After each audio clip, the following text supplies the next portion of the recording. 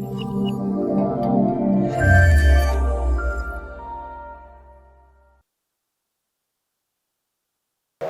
कम से हाँ जी, आ जाइए। Good afternoon to all of you sir. बैठिए please. Thank you sir. Deepak ji, comfort हैं आप? जी सर। अपना संक्षिप्त परिचय बोर्ड मेंबर्स को दीजिए प्लीज़। Ji sir. सर मेरा नाम दीपक सिंह मरावी है और मैं डिंडौरी जिले के सहबरा तहसील का रहने वाला हूँ और मैंने अपनी विद्यालय शिक्षा सहबरा से ही पूरी की है। इसके पश्चात मैंने अपना स्नातक MITS ग्वालियर से पूरा किया। ठीक है। दीपक जी, आप न्यूज़पेपर पढ़ते हैं? जी सर। करंट से अपडेट रहते हैं? जी सर। क्या पढ़ा है आपने? जी सर, नक्सली संबंधित घटना जो हुई छत्तीसगढ़ में वो पढ़ी है। साथ में अभी वर्तमान में रेसलिंग से संबंधित कुछ खिलाड़ियों ने दिल्ली में जो धरना प्रदर्शन किया है उससे संबंधित घटना भी पढ़ी है सर।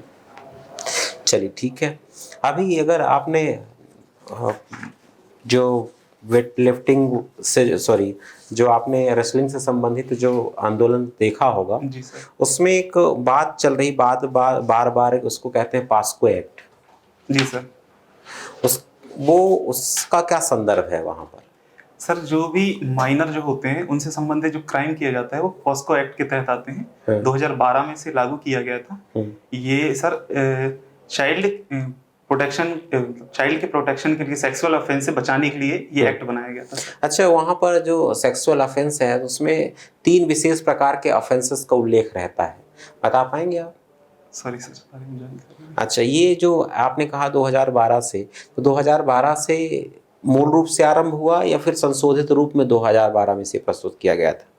सर संशोधित रूप में किया गया सर। अच्छा, प्रावधान का तो बता पाएंगे आप मुझे इसके? सॉरी सर, जानकारी नहीं है सर। अच्छा, ये सिर्फ लड़कियों पर लागू होता है एक्ट, या लड़के और लड़कियों दोनों पर? दोनों पे होता है सर, बालक और बालिका दोनों पे लागू होता है सर ये। अच्छा, इसमें कुछ कोई एज की सब क्राइटेरिया भी होती है? जी होता है सर, मुझे याद नहीं है। दंड के प्रावधान पता है इसके? Sorry sir. अच्छा, आपने देखा होगा नक्सली हमले की बात करते हैं हम। नक्सली जब कहीं पर हमला होता है उसके लिए एक शब्द इस्तेमाल होता है, लाल आतंक। जी सर। क्यों कहते हैं लाल आतंक? सर ये मुख्यतः विचारधारा से संबंधित है सर। तो इसका लाल से क्या संबंध? सॉरी सर, पूर्णतः इसका ज्ञान। अच्छा चलिए। अच्छा, आपने कभी सुना होगा ऐसा, एक आतंकवाद, एक नक्सलवाद, एक अलगाववाद, ये तीनों एक ही प्रकार की शब्दावलियां हैं या फिर इनमें कोई अंतर होता है? सर अंतर होता है। क्या अंतर होता है? सर नक्सलवाद जो होता है वो सामाजिक आर्थिक विषमताओं के कारण उत्पन्न होता है और वो एक सीमित क्षेत्र पे उत्पन्न होता है। और जो आतंकवाद होता है सर वो वैश्विक स्तर पे एक घटना होती है जो किसी राष्ट्र से संबंधित जो विचारधाराएं या सत्ता के खिलाफ जो विषमता उत्पन्न होती है वो आतंकवाद है सर। और अलगाववाद किसी क्षेत्रीय स्तर पे उत्पन्न होती है सर। अच्छा, मुझे एग्जाम्पल बता पाएंगे तीनों के? सर जैसे नक्सलवाद की जो घटना है सर जो छत्तीसगढ़ में भी चल रही है वो वहाँ जैसे सर सामाजिक और आर्थिक राजनीतिक जो विषमताएं हैं, जैसे सर नहीं, एग्जाम्पल मुझे बताइए, आतंकवाद का एक एग्जाम्पल बता दीजिए क्षेत्र के स्तर पर, कहाँ पर आतंकवाद है, कहाँ पर अलगाववाद है, कहाँ पर नक्सलवाद है, तो ताकि समझने में आसानी हो। जी सर, सिर्फ छत्तीसगढ़, पश्चिम बंगाल और जो नॉर्थ ईस्ट के इलाके हैं उधर ये सर ये नक्सलवाद से संबंधित एरिया है। और आतंकवाद से सर पाकिस्तान मुख्य रूप से जाना जाता है, अफगानिस्तान जो वहाँ पे रहे जाते हैं आतंकवादी। और सर अलगाववाद के लिए सर अभी वर्तमान में याद नहीं करता। अच्छा, कहा जाता है कि जो नक्सलवाद है वो नक्सलवाड़ी से शुरू हुआ। जी सर। नक्सलवाड़ी कहाँ पर? पश्चिम बंगाल में एक गांव का नाम तो है। पश्चिम बंगाल में कहाँ पर स्थित है वो? सॉरी सर, एग्जैक्टली जगह पश्चिम बंगाल में मतलब पूर्वी पश्चिम बंगाल, उत्तरी पश्चिम बंगाल, कहाँ पर, कौन सा पश्चिम बंगाल हो? सर संभवतः पूर्वी पश्चिम बंगाल से। पूर्वी पश्चिम जी बंगाल। सर। अच्छा, ये नक्सलवाड़ी जो गांव है इसकी सीमा किसी अंतर्राष्ट्रीय सीमा बनती है, बता पाएंगे? सर बांग्लादेश। बांग्लादेश का? सर मुझे पूर्णतः इसका ज्ञान नहीं है। चलिए कोई बात नहीं सर। आप डिंडोरी के हैं? जी सर। तो अनुसूचित जनजाति के? जी सर। गौड़ी चित्रकला का जो है सबसे पुराना प्रमाण जो है कहाँ मिला है, कितने वर्ष पुराना गौड़ चित्रकला का? सॉरी सर, जानकारी नहीं। गौड़ चित्रकला की विषय वस्तु क्या है? सर इसमें दीवार पेंटिंग की जाती है, डिगना पद्धति की पेंटिंग की जाती है। पद्धति पूछ ही नहीं रहे, विषय वस्तु मतलब काहे की चित्र जी सर, देवी देवता प्रकृति से संबंधित पेंटिंग की जाती है सर इसमें। देवी देवता जी सर, और प्रकृति से संबंधित जो भी होती क्या हैं सर, क्या पेड़ पौधे जानवर इसमें सब होते हैं सर शामिल। पेड़ पौधे जानवर के अलावा? बस सर 4 ही संबंधित मुझे पता है सर। ये कहाँ से ओरिजिनेट हुई है गौड़ी चित्रकला जो है, कहाँ से आई है? कहाँ मिलते हैं इसके प्रमाण कि ये जो है पहले भी इस तरह की जो है चित्रकला जो है होती थी? सॉरी सर, इस बारे में जानकारी नहीं मालूम। नहीं सर। चलिए, डिंडोरी के रहने वाले हैं। जी सर। डिंडोरी में हेरिटेज वाइन बना रही है सरकार, जी सर। हैं? कैसे बना रही है, कैसे बेचेगी?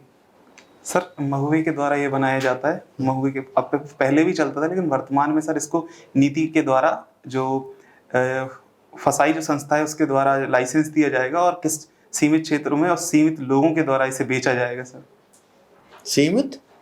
सीमित लोगों के द्वारा इसे बेचा जाएगा सर।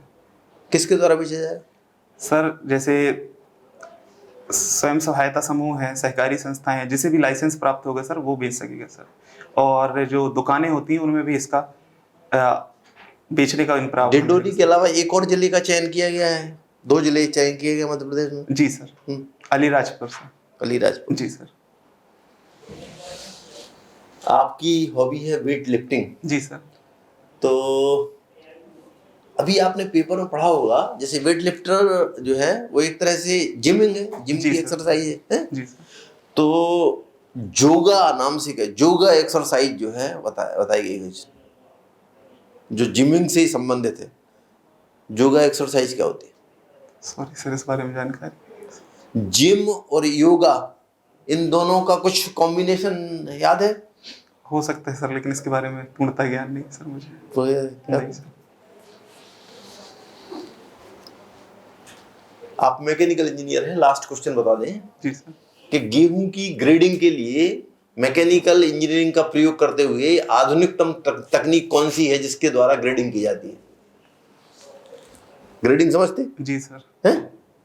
ग्रेडिंग समझते क्या होता है? जी जी। हाँ। सॉरी सर, अभी वर्तमान में मैं याद नहीं कर पा रहा हूँ जी सर। दीपक जी सर। आपका एक बार एड्रेस बताओ क्या है? वार्ड नंबर वर्तमान 2। डाक का पता क्या है? जी सर, वार्ड नंबर 2, शारदा चौक, सहपुरा, जिले डिंडौरी सर। ये बताओ, ये वार्ड की क्या परिभाषा है? सर वार्ड मुख्य रूप से एक क्षेत्रीय इकाई होती है जो प्रशासनिक दृष्टि से बनाई जाती है। एक गली या मोहल्ला हो सकता है जो संविधान के अनुच्छेद 243 एस में जिसका वर्णन किया गया सर। वार्ड समितियां क्या होती हैं?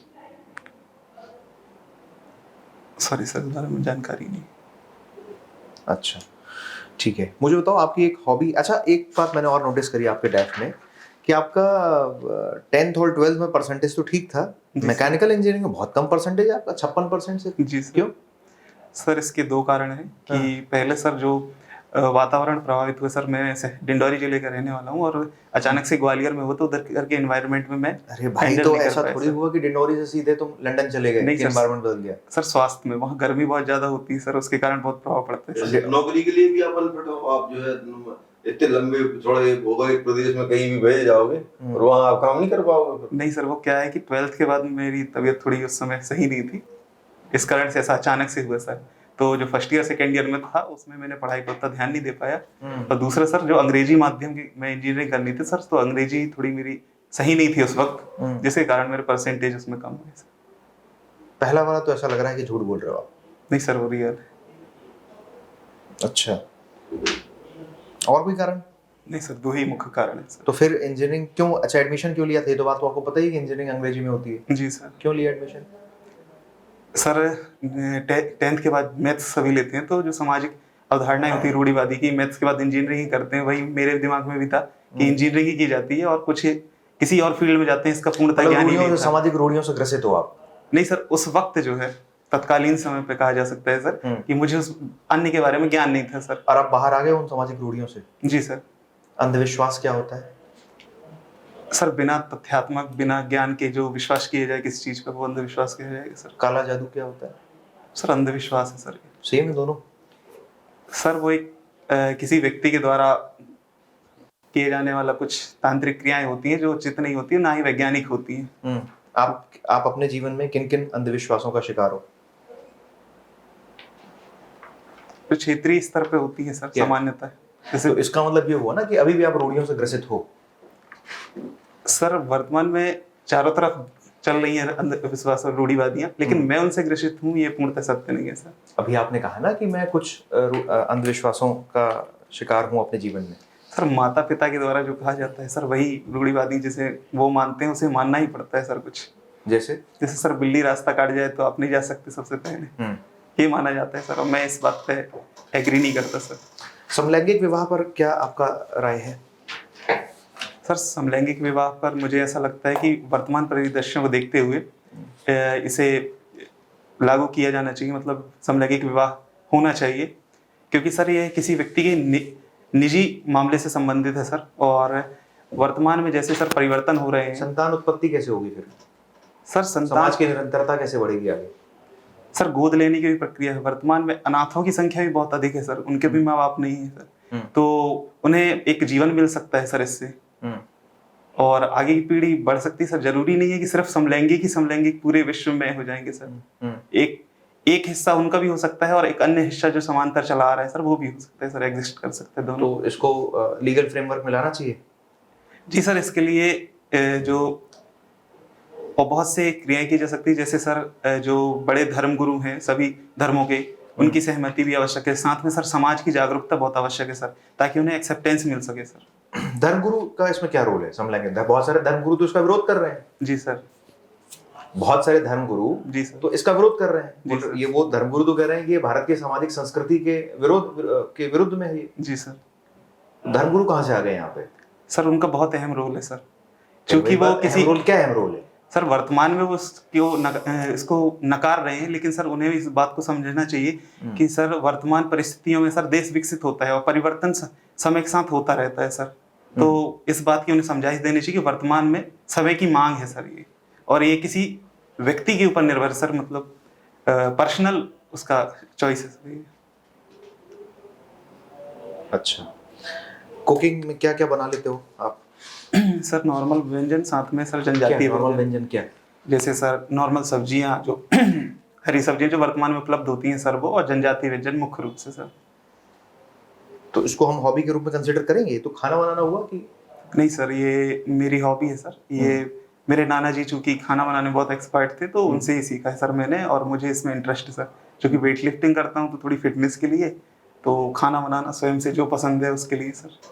कितना वजन है आपका? जी वर्तमान में सर 90 kg है सर। 90 kg है जी सर। तो लग तो नहीं रहा कि आप फिट हो? सर वर्तमान में 2-3 अच्छा, महीने 90 kg वजन है। जी सर। फिट रहने के लिए आप अपने लिए एक जरा डाइट प्लान बताओ मुझे, एक हफ्ते का। एक हफ्ते का? हाँ, जो आपके द्वारा प्रिपेयर किया जाएगा, क्योंकि आपकी कुकिंग हॉबी भी है। जी सर। वेट लिफ्टिंग भी करते हो, इसका मतलब फिटनेस के प्रति भी जागरूक हो। जी सर। तो बताओ कैसा डाइट प्लान बनाओगे आप? सर मॉर्निंग क्या में क्या सर लोगे अपनी डाइट में? जी सर, मॉर्निंग में सर जो चने और मूंग होती है सर, या मूंगफली, ये 3 चीजें अंकुरित जो होती हैं मुख्य रूप से, उनका सुबह सेवन कर सकता हूँ। उसके बाद सर दूध का भी सेवन कर सकता हूँ। दोपहर में सर मैं रोटी और सर अगर कहा जाए सर जो सब्जियां होती है उनको बॉईल करके भी खाया जा सकता है सर। रोटी खाएगी? जी सर। किस हरी सब्जियां सर। नहीं, रोटी किस रोटी किस चीज की? किसकी? रोटी सर एक तो बाजरे की भी खाई जा सकती है और गेहूं की भी खाई जा सकती है सर, और बॉईल करके सब्जियां, हरी सब्जियां कोई भी खाई जा सकती है सर, और ड्राई फ्रूट्स शाम को ले जा सकता है सर, और रात में सर पनीर की सब्जी, सोयाबीन। तो इससे तो वजन आपका 120 किलो हो जाएगा। नहीं सर, क्या नहीं सर? हरी सब्जियां बॉईल करके खाने पे वेट नहीं बढ़ सकता सर। आपका बॉडी मास इंडेक्स कितना है? सर 25 प्लस है सर। 25 प्लस है। ठीक है सर। दीपक बताइए कि मैं अगर कह रहा हूँ कि लोकतंत्र जो है वो भारत के लिए अभिशाप बनता जा रहा है, तो आपको ऐसे कौन कौन से मुद्दे दिखाई देते हैं?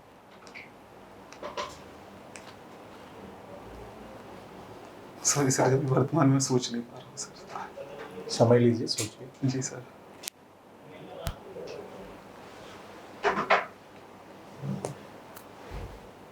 सर वर्तमान में जो राजनीतिक पार्टियों के द्वारा जो लोकतंत्र को बचाने के लिए जो जनता के प्रतिनिधि के रूप में सरकार बनाते हैं उनके द्वारा सर जो स्वयं स्वार्थ से संबंधित कार्य किए जाते हैं सर, वो लोकतंत्र के लिए खतरा है सर वर्तमान में। और सर अभी वर्तमान में यही आता है। आपने बताया कि डिंडोरी से जब आप ग्वालियर गए तो आप बीमार पड़ गए जी क्योंकि सर। बहुत सारी क्लाइमेट है, इस तरह के चेंजेस वहाँ आपको मिले। जी सर। तो और क्या क्या चेंजेस आपको मिले जो सामाजिक आर्थिक रूप से आप देख रहे हैं दोनों क्षेत्रों में? जी सर, शिक्षा का स्तर सर, और समाज जो समाज में स्थित रूढ़िवादियाँ हैं सर, वो है सर, और पहनावा, रहन कहाँ सहन। ज़्यादा कहाँ कम, ये तो बताइए। जी सर, जो डिंडौरी जिले में है वहाँ पे शिक्षा का जो स्तर है वो कम है, ग्वालियर में थोड़ा ज़्यादा है। सामाजिक रूढ़िवादियाँ जो होती हैं वो डिंडौरी में थोड़ी ज़्यादा हैं और ग्वालियर में उतनी नहीं है। और सर वो ग्रामीण आबादी सबसे ज़्यादा मतलब रहती है सर डिंडौरी पे, और ग्वालियर पे नहीं रहती है। और भाषा का अंतर सर। भाषा का अंतर। जी सर। वेद व्यास का नाम सुना है? जी सर। उन्होंने किन किन ग्रंथों की रचना की? सर वर्तमान में महाभारत थी याद कर पा रहा हूँ सर। ठीक है। चल। दीपक जी, जी सर। आप जब डिंडोरी से ग्वालियर गए थे जी सर। तो कौन कौन से जिले मिले रहे होंगे आपको? जी सर। बाय रोड गए थे, बाय ट्रेन? Train sir. कौन कौन से स्टेशन मिले थे? जी सर। सर उसके 2 रूट हैं, हम्म, जिसमें सर पहला तो सर जबलपुर के बाद नरसिंहपुर, फिर सर उसके बाद भोपाल, हम्म। और सर भोपाल के बाद बीना, सागर, और सर फिर पूरे याद नहीं कर पा रहा हूँ सर। सागर एक रूट सर जो कटनी से जाता है उसमें सागर पड़ता है, भोपाल वाले सर में अभी वर्तमान में याद नहीं। जिस रूट से गए थे उस रूट के स्टेशन पर सर भोपाल के बाद अभी याद कई बार गए होंगे आप, 4-5 साल रहे होंगे आप? नहीं। जी सर। कितनी बार गए थे घर? सर बहुत थाने के बाद सर एग्जैक्टली मुझे याद नहीं कर पा रहा सर। चलिए ठीक है। अच्छा, अगर मैं कहूँ डिंडोरी की सामाजिक विशेषताएं बतलाइए आप। जी सर। सर वहाँ जनजातीय बाहुल्य क्षेत्र है, तो वहाँ की सर पहनावा जो अलग है, और वहाँ पे सर अभी भी प्रकृति। अच्छा, जनांक की विशेषता बतलाइए फिर आप। सर जो जनसंख्या घनत्व है वो 94 वर्ग किलोमीटर है सर, और वहाँ पे सर जो लिंगानुपात है वो मध्य प्रदेश में 4थे स्थान पे आता है, 1004। और सर जो स्त्री और पुरुष की संख्या है वो 2011 की जनगणना के अनुसार लगभग 3,51,000 से संभवता है सर, और 3,52,000 महिलाओं की संख्या है। चलिए, अभी हाल में एक रिपोर्ट आई है, अंतर्राष्ट्रीय स्तर की रिपोर्ट है, वैश्विक रिपोर्ट है, उसमें कहा गया कि भारत की आबादी विश्व में सर्वाधिक है। जी सर। किस संस्था ने उस रिपोर्ट को जारी किया, उसका नाम बता पाएंगे आप? जी सर, संयुक्त राष्ट्र जनसंख्या कोष के द्वारा state of world population report में के द्वारा अरे, अनुकूलतम जनसंख्या जानते हैं आप? सॉरी सर, नहीं जानते? नहीं सर। अच्छा, जनसंख्या के संबंधित दिए गए कुछ सिद्धांत जानते हैं आप? Sorry sir. चल, जनसंख्या कम है, जनसंख्या अधिक है, जी जनसंख्या अधिक के कुछ लाभ बताइए, कुछ हानियां बताइए। जी सर, जनसंख्या अधिक होने पर सर जो जनसंख्या की लाभांश प्राप्त होता है सर, साथ में सर अर्थव्यवस्था में स्थिरता के कुछ मौके प्रदान किए जाते हैं अधिक जनसंख्या होने पे। और सर अधिक जनसंख्या होने पर जो युवा आबादी के द्वारा जो व्यवसाय है, नए व्यवसाय उत्पन्न किए जाते हैं, और सर इसके नुकसान में सर बेरोजगारी दर बढ़ती है, साथ में सर जीवन स्तर में कमी आ सकती है, साथ में सर जो प्राथमिक स्तर पे बहुत अत्यधिक दबाव पड़ता है सर। चलिए ठीक है। अच्छा, बस एक बात मुझे बताइए कि अगर आपको ऐसी किसी जगह पर नियुक्त कर दिया जाए जहाँ पर लिंगानुपात बहुत कम है, और वहाँ का आपको एक प्रमुख बना दिया जाए कि आपका जो मूल कार्य है यहाँ पर लिंगानुपात को बढ़ाना है, जी तो उसके लिए कौन कौन से कदम उठाएंगे आप? सर जिस स्थान पे लिंगानुपात कम है सर, तो सर्वप्रथम मैं उसके कारणों का पता लगाऊंगा कि यहाँ का लिंगानुपात कम क्यों है। और जैसे ही वो क्षेत्र चिन्हांकित किए जाएंगे, जैसे सर मान लो सामाजिक रूढ़िवादी के कारण कमी है, तो मैं सर जागरूकता फैलाऊंगा, साथ में अन्य जो वहाँ के जो हेड हैं उनके साथ बातचीत करके जो योजनाएं हैं उनके बारे में बताऊंगा कि जो वर्तमान में बेटियों से संबंधित योजनाएं हैं, अगर वो बेटी नहीं रखना चाहते या पैदा नहीं करते वहाँ पे, तो उसके बारे में उन्हें बताऊंगा सर। जैसे लाडली लक्ष्मी योजना हाँ है ठीक है, ये सब। इसके अलावा और सर जो सॉरी सर थोड़ी, चलिए, अगर दीपक जी आप सर्वशक्तिमान होते तो सबसे पहले क्या करते? सबको शिक्षित करता सर। ठीक है दीपक जी, आप जा सकते हैं। हाँ जी सर, थैंक यू सर।